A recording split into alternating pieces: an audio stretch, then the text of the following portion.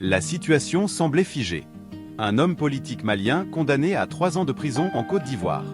Le climat était tendu. Les relations devenaient sensibles. Puis, contre toute attente, une grâce présidentielle. Il est relâché. Pourquoi ce revirement soudain? Un pas vers l'apaisement. Ou une décision stratégique mûrement réfléchie? Cette affaire va au-delà d'un simple jugement. Elle touche à la diplomatie, au prestige et au rapport de force. Partage ton point de vue en commentaire et abonne-toi pour la suite. Et je pense que je vais toujours répéter la même chose. Et c'est ce qu'il dit, c'est ce qu'il fait. Il s'inscrit dans une posture où, pour lui, les Maliens, les Burkinabés, les Nigériens ne sont pas réellement des ennemis de la Côte d'Ivoire, encore moins de son programme, de son projet pour la Côte d'Ivoire, pour l'Afrique. Il a dit qu'il est un homme de paix. Et déjà, même lorsqu'on voit, par exemple, M. Gassama venir en Côte d'Ivoire, on peut déjà s'interroger. Parce que la sortie de M. Gassama, qui l'a conduit par la suite, qui a conduit à son arrestation, c'est une sortie qui a eu lieu au Mali. Une sortie qui a eu lieu également pendant une période, on pourrait dire lointaine. C'était en 2022. Parce qu'il a arrêté en 2026 en Côte d'Ivoire. Donc, 25. En 2025, pardon. En 2025. En juillet 2025, exactement. En Côte d'Ivoire. Et on se rend compte qu'il y a 3 ans.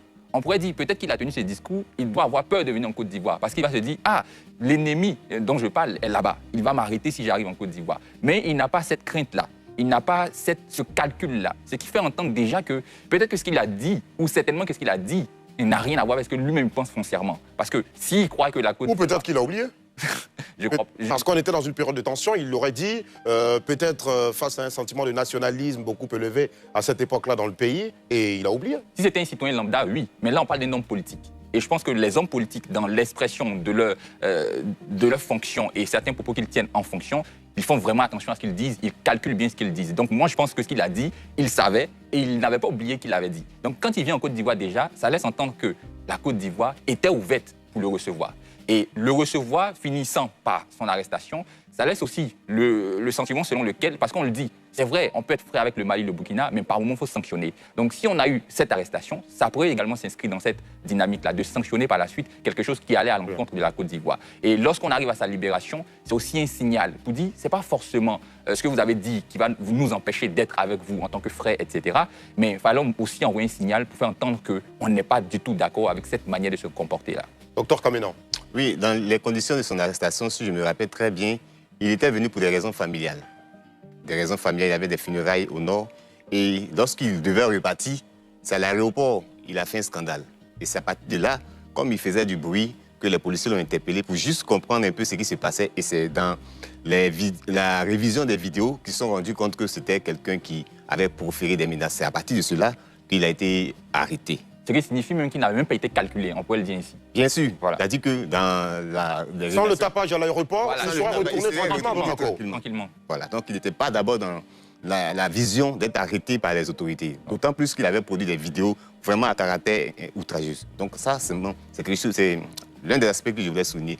Et c'est dans le même sens ce que je qualifie de la grandeur du président. C'est-à-dire que quand vous écoutez les propos qui ont été donnés dans l'espace AES, surtout par un élu, c'était des propos appelant à l'assassinat même du président. Ce sont les thèmes qui étaient envoyés. Mais à partir de ce moment-là, celui que vous demandez à ce qu'il soit désactivé physiquement, et celui qui vous donne l'opportunité de vie, je pense que le message est clair. C'est de désactiver toutes les représentations liées même au président et à l'État qu'il conduit. Ça, c'est un, et ça pourrait désactiver toutes les ressources qui sont activées même en faveur de la déstabilisation de la Côte d'Ivoire, puisque nous entendons par des informations non regroupées des attaques terroristes qui se profilaient. Mais je me dis qu'au regard de cette action-là, les gens peuvent se poser la question si ce qui est annoncé concernant les intentions de la Côte d'Ivoire en faveur de l'AES, est-ce que c'est vrai? Donc pour moi, c'est un acte à saluer et j'ai constaté dans la vidéo qu'il était en bonne santé. Comme il était en bonne santé. D'ailleurs, il l'a dit, hein, il a dit que tous les petits bobos qu'il avait ont disparu. Voilà, il était en bonne santé quand on l'a arrêté. Il a été en bonne santé quand il a été remis. Ça, c'est l'esprit de la Côte d'Ivoire. Lamine Fofana. Le président Alassane Ouattara est constant dans sa démarche, pour moi. En politique, il est important aussi de mesurer ses cartes par rapport à la menace. Voilà. Il y a beaucoup de larmes, mais on n'a pas besoin forcément d'une hache pour couper un fil. Donc on peut utiliser simplement une larme. Si vous cherchez aujourd'hui une preuve vidéo du président Alassane Ouattara qui répond à M. Gassama, il n'en existe pas. Mais on a un discours de contradiction d'un individu par rapport à lui-même. Le président Alassane Ouattara est l'ennemi du Mali. J'ai des preuves qu'il manigance pour déstabiliser le Mali. D'ici, Mamadou Gassama, et quelques mois après, il dit le président Alassane Ouattara est une personnalité que j'apprécie. Donc il est d'abord livré à une dichotomie du discours par rapport à lui-même, qui est contraint aussi par l'ignorance du président de la République. Mais ce qu'il faut noter aussi, c'est que le président de la République, pour moi, il a 84 ans aujourd'hui, il a quand même réussi la majorité de ses challenges. Donc cette situation-là n'est pas une situation sur laquelle il faut s'affoler. Donc il se met toujours dans cette posture paternelle par rapport à certains pays de l'AES qui peuvent critiquer à longueur de journée. Mais si le président Alassane Ouattara est parti jusqu'à contribuer financièrement au Burkina Faso à hauteur de milliards pour avoir des armes, ce n'est pas une grâce présidentielle par rapport à un individu qu'il ne peut pas le faire. Le piège aussi, c'est de ne pas prendre le contenant pour le contenu. Mamadou Gassama n'est pas le prophète du Mali, donc il ne parle pas au nom du Mali. Donc il ne faut pas aussi étendre sa personne à l'ensemble des Maliens ou bien à l'ensemble des initiatives du gouvernement malien. Bien vrai qu'il est du Conseil national de transition, c'est un individu aussi qui a sa compréhension de la géopolitique sous-régionale, qui a ses défauts, qui a ses qualités. Donc d'abord, c'est prendre la personnalité en elle-même. Donc pour moi, par rapport à cette situation-là, c'est clair. Le président Alassane Ouattara, l'une de ses qualités ou bien un défaut, ça dépend de qui il regarde, c'est qu'il n'oublie pas. Il n'oublie pas. Donc on peut perpétrer des choses contre lui, mais ça reste là. Et les services de renseignement sont là. Il y aura une réaction par rapport à ça. Donc cette réaction de philanthrope, pour moi, ça permet de désamorcer beaucoup de choses.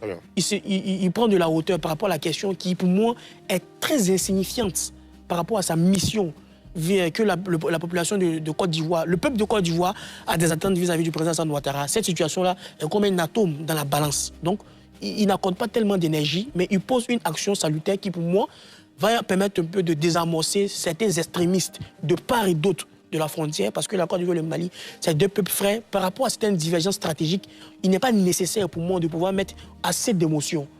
Laissons les affaires de l'État à l'État. Et pour moi, cette situation-là relève encore d'une leçon de leadership dans la sous-région qui montre qu'on n'a pas besoin forcément d'insulter, de critiquer, de violenter pour pouvoir avoir gain de cause. Qu'est-ce qui aurait pu justifier cette mesure de grâce présidentielle, selon vous, Mohamed Nour Djirassouba?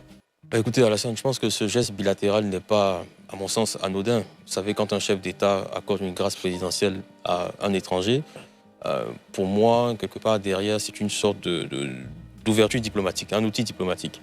Pour expliquer, derrière cela, il y a aussi un message, c'est celui de l'apaisement et c'est celui aussi de l'ouverture régionale. Quand on connaît la situation assez glaciale, assez froide qu'on a entre la Côte d'Ivoire et les pays de l'AES, des relations politiques et diplomatiques qui sont tendues d'ailleurs depuis quelques années. Après, la lecture politique qu'on peut faire depuis la Côte d'Ivoire, il faut rappeler quelque chose, c'est que le Mali est un pays voisin stratégique. Stratégique en termes de sécurité et en termes d'économie. En termes d'économie, parce qu'il faut le dire aujourd'hui, c'est que le port d'Abidjan et le port de San Pedro constituent les passages essentiels pour le commerce malien.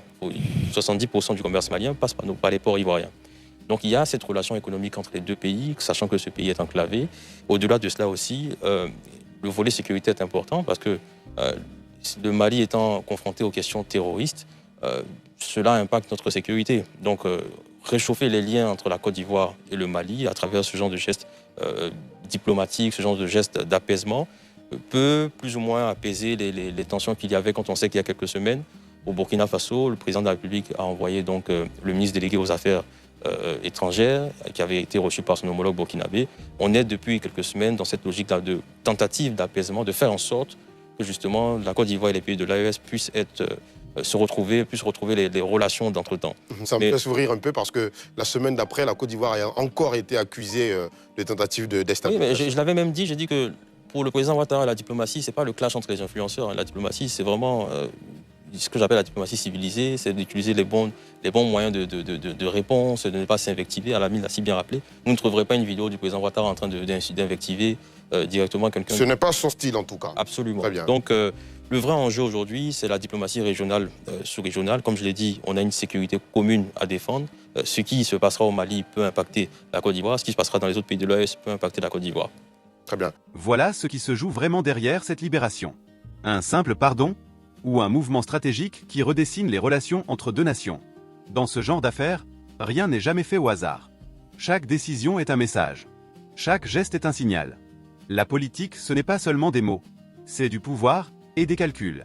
Alors maintenant que tu as toutes les clés, dis-moi ton analyse en commentaire. Si tu veux des décryptages profonds et sans manipulation, abonne-toi dès maintenant. On ne regarde pas l'actualité, on la comprend.